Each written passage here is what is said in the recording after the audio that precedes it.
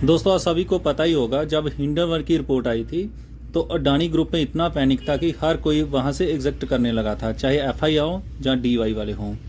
लेकिन टाइम बदला है, अब फिर अडानी ग्रुप पर विश्वास होने लगा है, तो इसकी बदौलत अडानी ग्रुप में फिर इन्वेस्टमेंट होने लगी है। जी पार्टनर ने मंगलवार को वर्ल्ड डील के जरिए अडानी ग्रुप की 5 कंपनियों में हिस्सेदारी बढ़ाई है। चलो देखते हैं कौन कौन सी कंपनी आती हैं तो और कितनी कितनी हिस्सेदारी बढ़ाई है। जो सबसे पहले नाम निकल कर आता है वो है अडानी इंटरप्राइजेस का। अडानी इंटरप्राइजेस में लगभग 53 लाख शेयर खरीदे गए हैं, तो भाव है उसका 2462 रुपये। तो जो डील बैठती है वो है 1315 करोड़ की। तो इतनी बड़ी अमाउंट जी ग्रुप ने अडानी इंटरप्राइजेस में इन्वेस्ट की है। फिर सेकंड नेम आता है अडानी पोर्ट का। जी पार्टनर ने 2 फेज में 1507 के भाव पर लगभग 73 लाख शेयर खरीदे हैं। जो डील बैठती है वो है 1103 करोड़ की।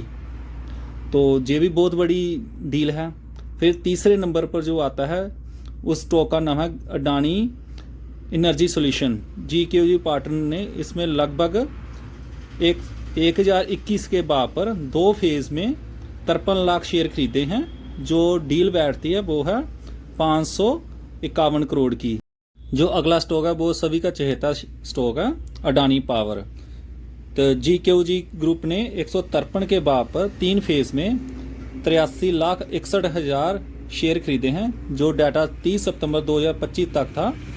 तो जी के पास लगभग 1.5% की हिस्सेदारी थी, जो कि 29,53,000 शेयर के बराबर थी।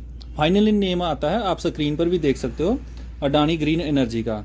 इसमें भी के पास ने 3 फेज में 1088 के भाव पर 77,39,000 शेयर के खरीदे हैं। तो आप स्क्रीन पर भी देख सकते हो।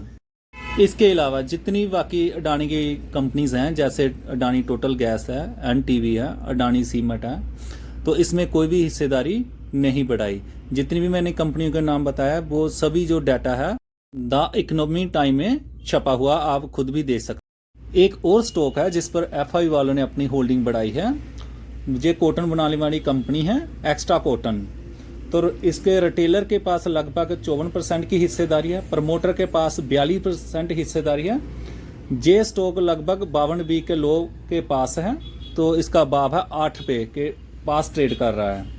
तो Q2 के रिजल्ट में एफआई वालों ने इसकी होल्डिंग 2% से बढ़ाकर 3.70% की हिस्सेदारी कर ली है। तो एफआईओ वाले के पास अप्रोक्सीमेटली 1 करोड़ 10 लाख शेयर हो गए। आगे कुछ और भी कंपनी है जिसमें एफआई वालों ने खरीदारी की है, Q2 के रिजल्ट में देखा गया है। तो जो सबसे बड़ा नाम आता है वो है येस बैंक का। इसमें लगभग 12,548 करोड़ की नेट बाइंग की है। फिर नाम आता है मारुति सुजुकी का, HUL हिंदुस्तान यूनिलीवर का। फिर आता है वारी एनर्जी का। फिर नाम आता है AWL एग्री बिजनेस का। ये अडानी की कंपनी है, अडानी विलमार था इसका पहले नाम।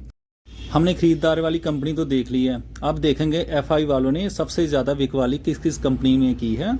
जो 10 ब्लू चिप कंपनी है उसके नाम मैंने निकाले हैं। वो लगभग 80,000 करोड़ की जहाँ से बिकवाली हुई है। जो पहला नाम निकल कर आता है वो है TCS का।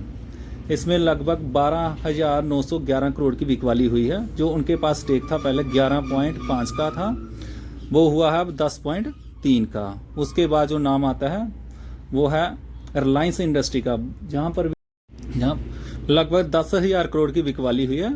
तो जो उनके पास पहले स्टेक था 19.2 का था, वो गिरकर हो चुका है 18.7 का। इसके बाद नाम आता है एटर्नल सा का, जहाँ पर बिकवाली हुई है 8,954 करोड़ की। तो जो इनके पास पहले स्टेक था 42.3 का था, वो गिरकर हुआ है 39 पॉइंट का। आगे नाम आता है ICICI बैंक का, जहां पर बिकवाली हुई है 9,375 करोड़ की।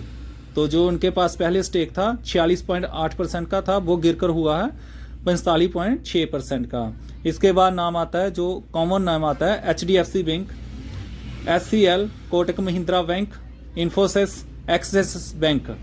तो कुल मिलाकर देखा जाए तो जो सबसे ज़्यादा बिकवाली वाले स्टॉक हैं वो है बैंक सेक्टर और IT सेक्टर। इन दोनों सेक्टर में सबसे ज़्यादा बिकवाली एफआई वालों ने की है। जाते जाते हम आज की मार्केट का हाल भी देख लेते हैं। तो जो हमारा निफ्टी 50 हो या बैंक निफ्टी, सेंसेक्स, सभी में से आधे से 1% की तेजी दिखाई है। दोस्तों यदि आप ऐसी ही इन्फॉर्मेशन चाहते हो तो इस वीडियो को लाइक और सब्सक्राइब जरूर करें। आई होप आपको वीडियो इन्फॉर्मेटिव लगी है। लाइक और सब्सक्राइब करें। Thank you.